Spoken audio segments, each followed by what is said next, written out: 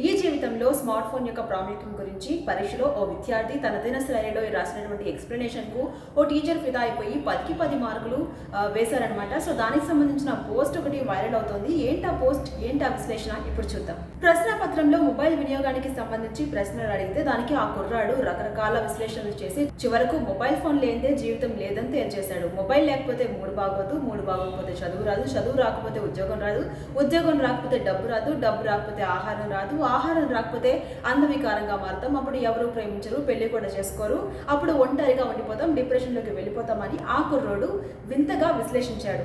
చివరికి కంక్లూజన్ ఇస్తూ no mobile no life అని రాశాడు. ఈ జవాబు సోషల్ మీడియాలో వైరల్గా మారింది. అయితే ఈ పోస్ట్ పై రకరకాల కామెంట్స్ చేస్తున్నారు నెటిజన్లు. ఆ టీచర్ కూడా మొబైల్ ఫోన్కి అడిక్ట్ అయి ఉంటున్నారు, అందుకే 10కి 10 మార్కులు వేశారు, ఇదే ఆధునిక జీవితం, చాలా ప్రాక్టికల్ అనాలిసిస్, ఇదే చేదు నిజం అంటూ నెటిజన్స్ వారికి ఇష్టమైనటువంటి కామెంట్స్ పెడుతున్నారు.